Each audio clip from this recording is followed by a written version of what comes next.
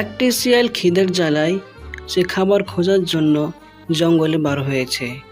সে খাবার খুঁজতে খুঁজতে অনেক জঙ্গল পাড়ি দেওয়ার পর সে একটি জঙ্গল পার করে সে দেখতে পায় একটি বাঘ তার সামনে বসে আছে। শিয়ালটি সে বাঘের কাছে গিয়ে দাঁড়ায় আর তাকে বলে, এই যে বাঘ মামা, এখানে একা একা বসে মামির অপেক্ষা করছো নাকি? এই গরমে তোমার খবর কি? খাবারের কোনো খোঁজ আছে? না রে ভাগ্নে, কোনো খাবার পাইনি, তাই খিদের জ্বালায় এ গাছের ছায়ায় এসে বসেছি। যা গরম পড়েছে। তা তোর কি খবর? কোনো কিছু খাবার পেয়েছিস? না মামা, আমিও কোনো খাবার পাইনি। এই গরমে আর খিদের জ্বালায় পেট আর পটকি এক হয়ে যাচ্ছে। চলো আমরা দুজনে খাবার খুঁজতে যাই, দেখি কিছু পাই কিনা। এরপর বাঘ ও শিয়াল একসঙ্গে বার হয়ে যায় খাবার খোঁজার জন্য। তারা একটি গ্রামের দিকে রওনা হয়ে যায়। যেতে যেতে হালকা সন্ধ্যাও হয়ে যায়।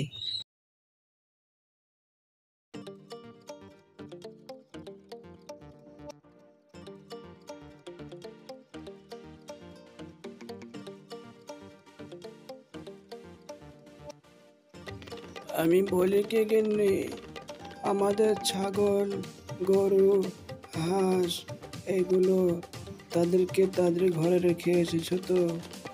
নাহলে আবার এই গ্রামে শিয়াল বাঘের অত্যাচার বেড়েছে। কবে যে এই অত্যাচার শেষ হবে দেখো গিয়ে। এদের অত্যাচার দিন দিন বেড়েই চলেছে। আমি সন্ধ্যা নামতেই মুরগি হাঁসগুলো তুলে দিয়েছি। এদেরকে শেষ করতেই হবে। মানুষ শান্তিতে থাকতে পারছে না। তুমি সর্দার সাহেবকে বলো কিছু একটা ব্যবস্থা করবে। হ্যাঁ মামা, তোমার কোনো বুদ্ধি নেই। মানুষ দেখলে আমাদেরকে আস্ত রাখবে না। তোমার বুদ্ধি বলতেই নেই। এই কথা শোনার পর বাঘ রেগে গিয়ে শিয়ালকে বলে, কি বললি? আমার বুদ্ধি নেই আর তোর বুদ্ধি যেন বেড়ে গিয়ে তোর পিছন দিয়ে ঝরে ঝরে পড়ছে, তাই না?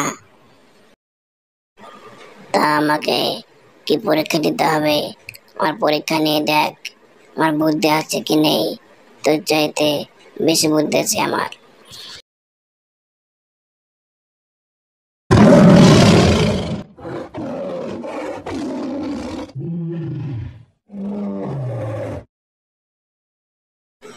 পরীক্ষার জন্য তো বললাম, আমি এই পরীক্ষায় পাস করতে পারবো তো? তাছাড়া ভাগ্নের যা বুদ্ধি, আমি মনে হয় হেরে যাব। তবুও আমাকে হার মানলে চলবে না। আমাকে এই বাগান খুঁজতেই হবে।